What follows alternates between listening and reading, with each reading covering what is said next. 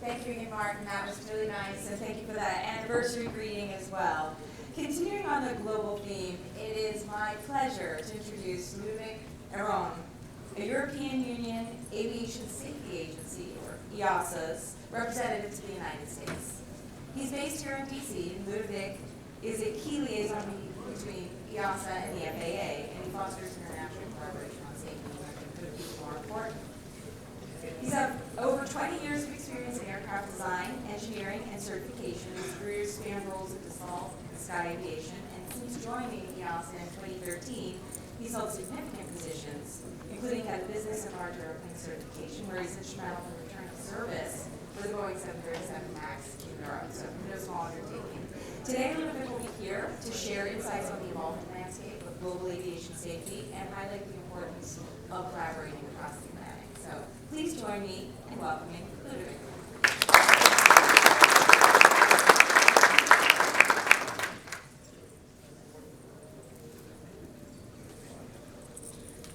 Safety means something different to all of us. No matter where you're from or where you're heading to, feeling safe and secure matters to us all. For some, a safe space is getting together with friends you haven't seen in a while. It's feeling accepted and knowing anything is possible.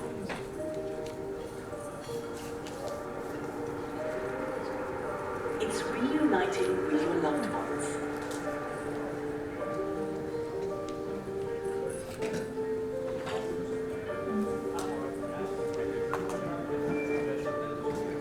It's seeing your lifelong accomplishments take shape. It's the thrill of the game, where you can showcase your skills.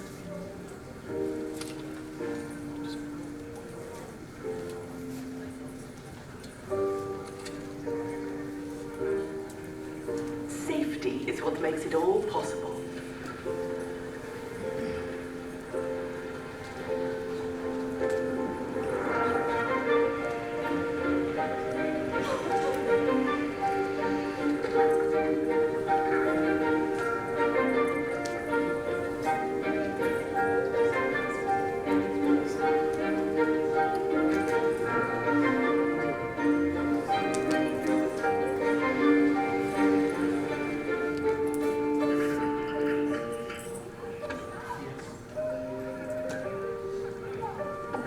EASA is making EU air travel a safe space for everyone, regardless of their destination or purpose.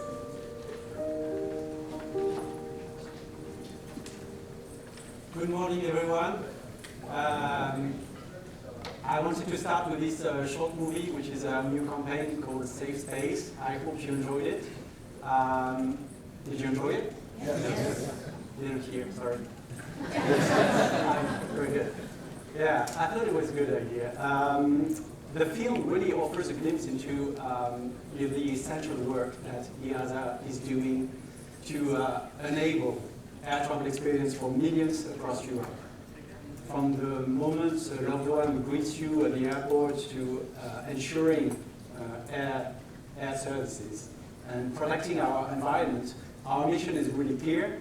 We want to make air travel safer, more inclusive, and more sustainable for everyone, with always safety as the top priority. And the movie also shows you, and I think it's important to highlight it, that airlines, civil aviation authorities, we share the same customers, passengers. The passengers are really the people at the heart of air travel. And it's important to remember that we're on the same side, we've got the same customers. We are want to achieve the same. What do passengers want? You know it, even better than me probably, but they want freedom of movement or access or connectivity, whatever you call it, and they want safety. Basically, they want to go from point A to point B, from where they live to where they want to be or where they need to be, and they want to do so without risking their life. Fair expectation. So I came here today to deliver three messages, very simple messages. Air travel is safe. Don't take it for granted. And aviation is global. I thought this last one was very important in a regional airline forum. just to make sure that everyone's aware of that. But you know it. So I will start. So it's going to be very easy, very smooth. So air travel is safe. There were two important reports that were issued in August. One from ICAO about the state of global aviation safety. That was around 11th of August. And another one, 26th of August, EASA issued their own annual safety review. Both are based on 2024 data. So I'm going to bombard you with a few data myself. For scheduled commercial air transport, we're talking about 4.5 billion passengers. 4.5 billion passengers. We're talking about 37 million flights, again, worldwide. And 95 accidents, 10 of which were fatal, 296 fatalities. 296 fatalities. So if you do the computation, and I will do it for you, of course, that's 65 fatalities per billion passengers. 65 fatalities per billion passengers. So I had a look at the World Health Organization data to see how it compares with road transportation, the usual comparison. So for high-income countries such as the United States or European Union member states, there is an average of 10 fatalities per 100,000 people. 10 fatalities per 100,000 people. So if you look at the same basis, billion of passengers, billion of people, so what we're talking about is 65 fatalities per billion passengers compared to 100,000 fatalities per billion people. The factor is 1,500. Said differently, hear me well. You're flying on a commercial plane, it's roughly 1,500 times safer as taking your car and driving. You are, I don't know how many of you came, so maybe just right at the end. How many of you came to this conference by plane? Oh my God. That's when we know that we are in an aviation conference. Okay, so for you guys, I have some news. When you go back to where you live or where you work, you will have 1,500 times, you're 1,500 times more likely to die in the Uber from here to the airport than when you take your flight back to where you live. So think about it. Anyway, yes, aviation accidents regularly make the headlines because they are as rare as spectacular. Most fatalities that I was talking about stem for a very few high-profile accidents, and trust in aviation, in safety, is as much driven by emotions as by rationality. Don't misunderstand me. We had 3 fatalities in Europe last year, in 2024. 3 fatalities in three different fatal accidents. And we believe that 3 is too many. We should not rest, we should always improve. Which brings me to my second point. Don't take safety for granted. There shall be no complacency because only one fatal accident of a large transport airplane, it takes only one to double the fatality rate. We are at such a level that you get one accident of a large airplane and you double the rate. We shall stay humble and vigilant in a context where the threats on aviation safety are everywhere, both internal to our sector and external to the system. And the landscape of risk has become more and more complex and interconnected. I will give you some examples. GPS interference, 5G interference, just talked about it at the break. Adaptation to climate change, severe weather, clean air turbulence, cybersecurity threats, new technologies, artificial intelligence, automation, novel propulsion systems, runway incursions, erroneous takeoff parameters. I mean, the list is super long. So I'm going to focus on 3 of them. GPS, artificial intelligence, and cyber.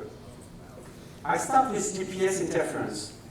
As you know, since 2022, incidents have been increasing, threatening the integrity of the PNT, the positioning, navigation, and timing services across Eastern Europe, more particularly, and the Middle East. The situation is now stabilizing a bit. We see a plateau, but it can evolve any time. In 2022, it was mostly jamming when it started, and mid-2023, we saw more and more cases of spoofing, up to the point that in 2024, almost a quarter of the occurrence, 25%, were already spoofing, and it's increasing. EASA is assessing the situation on a daily basis using its Data for Safety platform program by merging and comparing information coming from different sources. Constant monitoring and assessment of the impact is absolutely essential and paramount. Eurocontrol, with the support of EASA, is leading the development of a CNS evolution plan to ensure that a minimum operational network exists that will allow a continuous and safe usage of the European airspace system during any outage of the GPS or any alteration. And we are looking closely with our partners on future solutions that will increase the resiliency of the onboard system or the PNT service in general. While EASA supports the increased use of space-based systems and services for aviation, it's important to underline the high degree of security and safety threats, but also the high degree of security and safety expected by aviation users, passengers, and citizens. And we cannot tolerate that GPS could become, or GNSS more generally, could become the weak point of the aviation system. Now I'll go to artificial intelligence.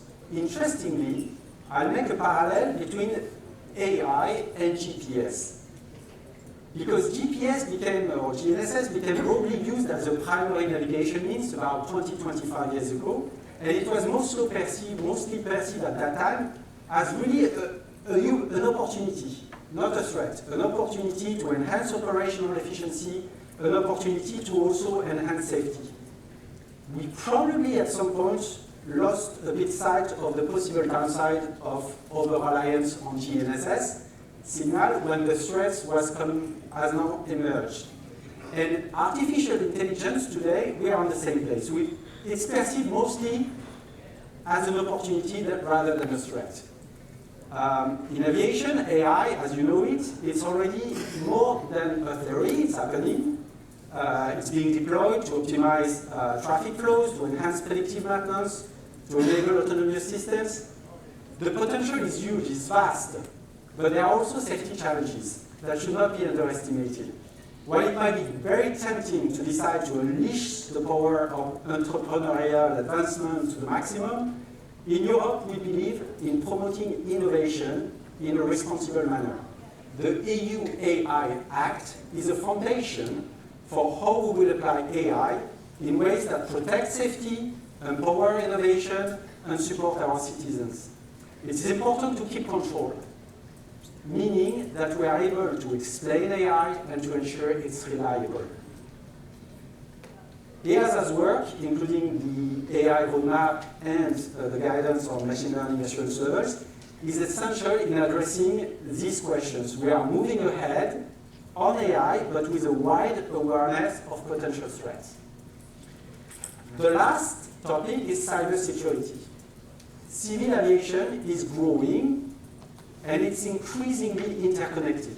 Cyber threats pose escalating risk to aviation security, safety, and efficiency. There is a need for a holistic cybersecurity approach, proactive, lifecycle driven, to managing and mitigating risk related to cyber. The holistic approach should be applied to key cybersecurity principles, such as establishing governance framework, embedding security by design system, proactive cyber risk management aligned with safety and security protocols, and competency-based training on cybersecurity across all aviation domain. This is why in Europe, we are putting in place this kind of framework, and we have a rule in place for aviation called the part IS, IS for information security. 3 problems, 3 different solutions. But what are the common ingredients to the recipe? And I'm sorry to make an analogy with food, so close to lunchtime. I know you're starving, but I'm going to torture you a bit longer. Sorry for that. Do you know ratatouille? I'm French, sorry. So I'm going to talk about ratatouille. I'm going to talk about food. Ratatouille is a very French dish made out of vegetables, Mediterranean vegetables, cooked at low steam. Anyway, everyone in France believes that he has a grandmother that knows better the recipe, does a better recipe of ratatouille. Everyone's competing. But the truth is, as long as there is no truth, actually, there is no like better ratatouille than the other. It's emotional before being rational. But there are key core ingredients in the ratatouille, and I will tell you a secret. It's red pepper, zucchini, and eggplant. As long as you do that, and well, of course there are other things, but as long as you do that, and you put a lot of love, normally it should go well. So I think here it's a bit the same thing. I think the key ingredients that we have are important, and then you can bring a bit of love and everything. But to navigate this complex environment, the key ingredients are people, process and tools, and cooperation. People. The right people at the right place with the right mindset. This includes as well safety culture within the organization. Process and tools. A robust safety risk management process led and fed by data, relevant data from the field. Data collection and analysis is a key enabler. And collaboration, cooperation or collaboration between all aviation stakeholders and even beyond aviation stakeholders. If we talk about 5G, if you talk about GPS, the aviation goes beyond our sector. These are the 3 key investments in the future.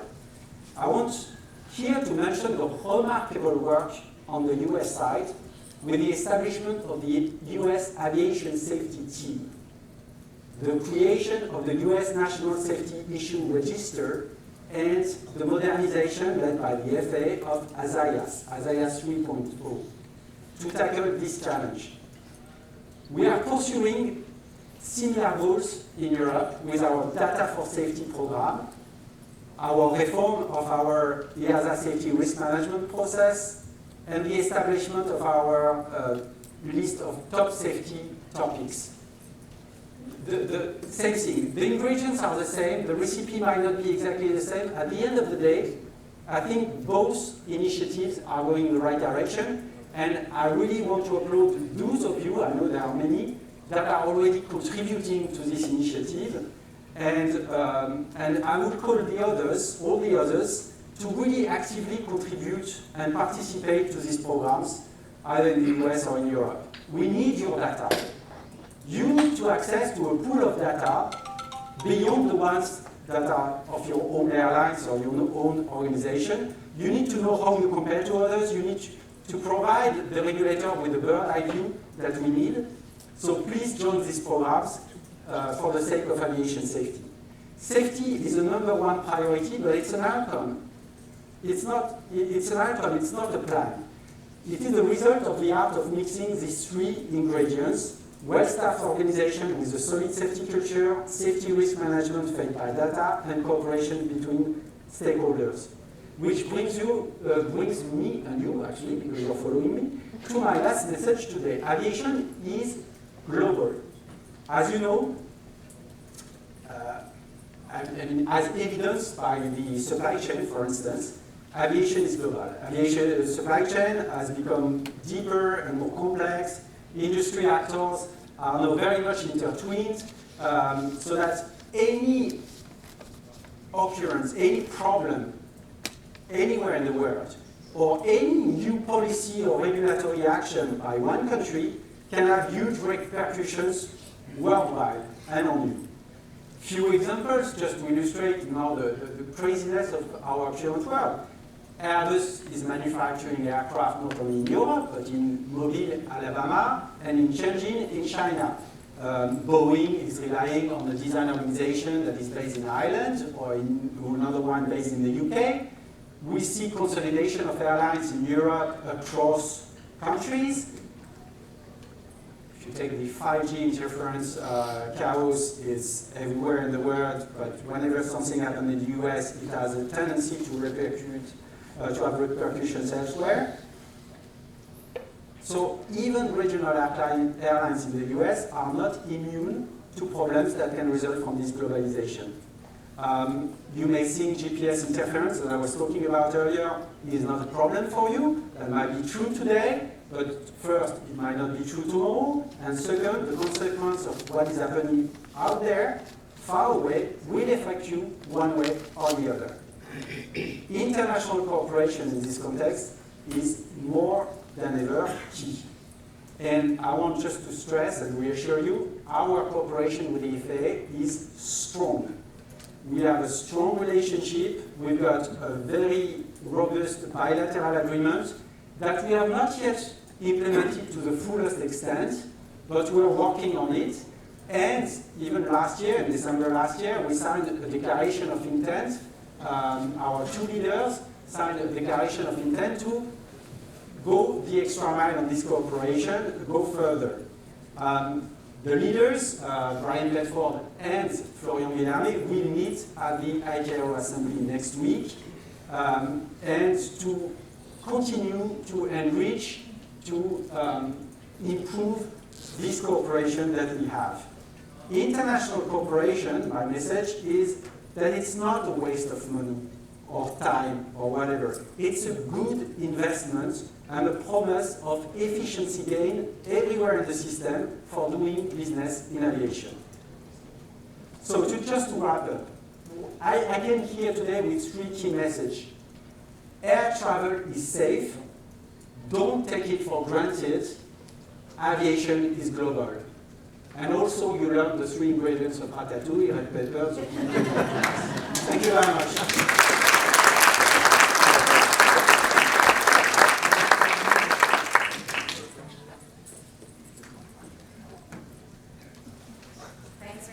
Ludovic. That was very insightful, and we say in this industry that we don't compete on safety, and that's true globally as well. So thank you for sharing those insights and the way we're collaborating. Next up, we have lunch that's being served in the Hall of Partners. So please have some, I don't think we have ratatouille, unfortunately. So please enjoy what we do have and spend some time networking and walking around. But be here, please, at 1 p.m. sharp for our next speaker, which is Alessi Vidal from ATR. Enjoy your lunch. Good to see you. Yeah.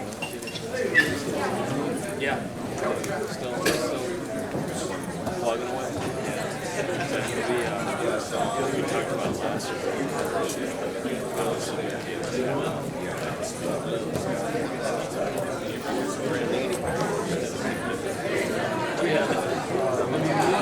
year.